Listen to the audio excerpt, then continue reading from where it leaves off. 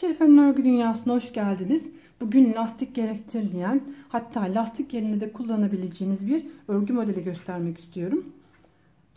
Modelimiz kıvrılmadığı için lastik yerine kullanılabilir. Aslında lastik modeli değil, ana model olarak kullanılan bir örnek. Modelim 3 ilmekte yapılıyor. 3, 6, 9, 12 şeklinde. 3 ilmeğin katlarını ayarlamanız lazım. En son 2 tane kenar ilmeği ilave ediyoruz. Ben 20 ilmek hazırladım. Örgüme başlıyorum.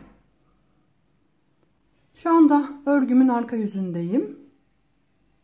Bir sıra ilmeklerimi sıra boyunca ters olarak örüyorum.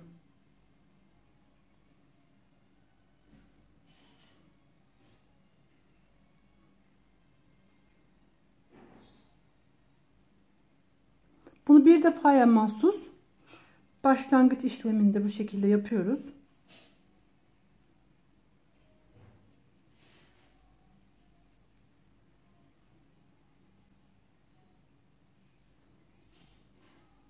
Şu anda örgümün ön yüzündeyim ve burada modelimi kurmaya başlıyorum.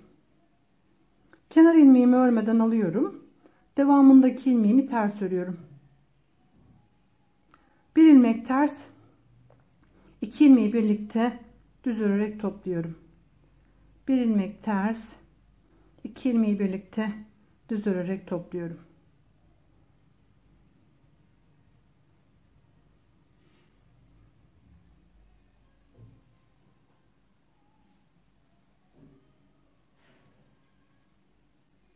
Bir ters bir düz şeklinde aynı lastik gibi başlıyoruz.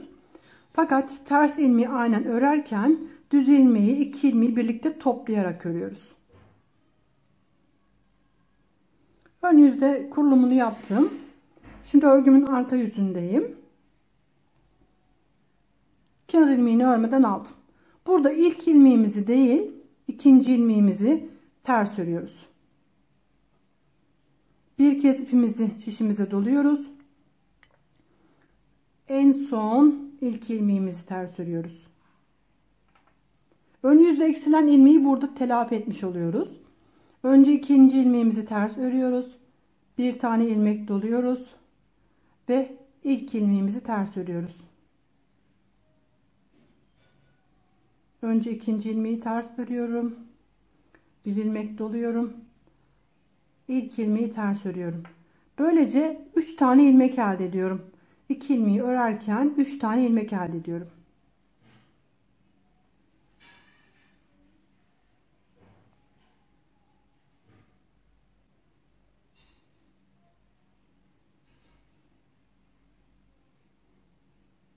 Önce ikinci ilmeği örüyorum. Bir kez doluyorum. Sonra ilk ilmeğimi üçüncü kez üçüncü ilmek olarak ters örüyorum. Kenar ilmeğiyle sıramı tamamladım. Şimdi bundan sonrasında ilk başlangıçtaki işlemleri tekrarlıyoruz. Önce kenar ilmeğini örmeden alıyorum. Daha sonra ilk ilmeğimi ters örüyorum. Sonraki iki ilmeğimi birlikte düz örerek topluyorum. Bir ilmek ters, iki ilmeği birlikte düz örerek topluyorum.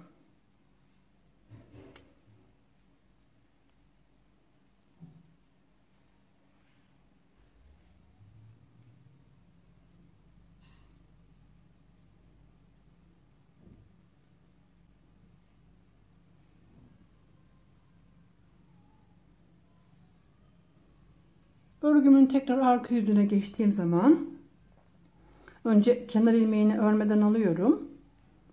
Burada ilk ilmeği değil, ikinci ilmeğimi önce ters olarak örüyorum. Bir kez ipimi doluyorum. Sonra ilk ilmeğimi ters örüyorum. 1, 2, 3 ilmek. Örgünün ön yüzünde eksilttiğim ilmeğimi burada telafi ediyorum. Bir ilmek doluyorum. İlk ilmeğimi ters örüyorum.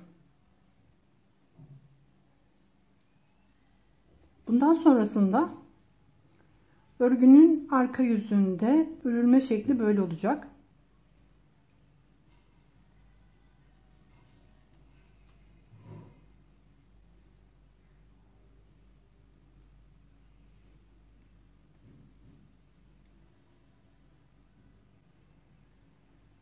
Kenar ilmeğiyle sıramı tamamladım. Modelimiz ortaya çıkmaya başladı.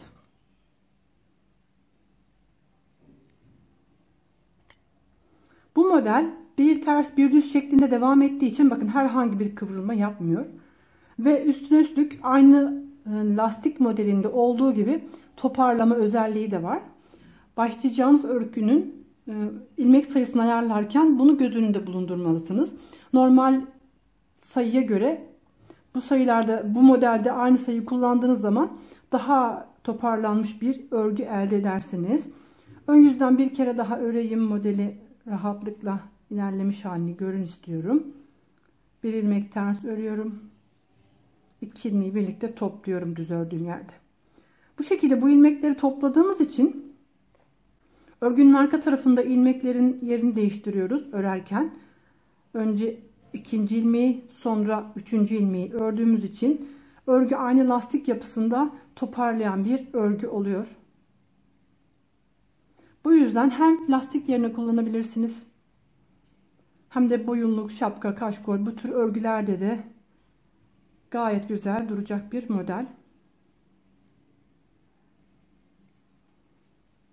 Örgümüzün görünümü bu şekilde olacak.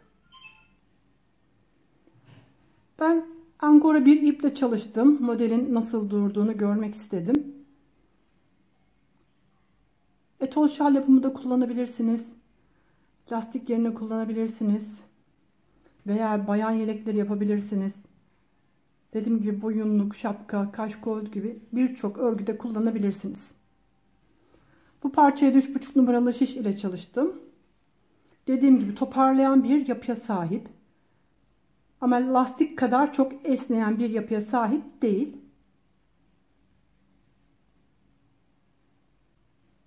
Burası da örgümüzün arka yüzü.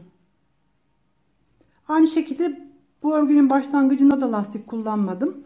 Bir sıra arka yüze ters ördükten sonra ön yüzde modelimi kurmaya başladım.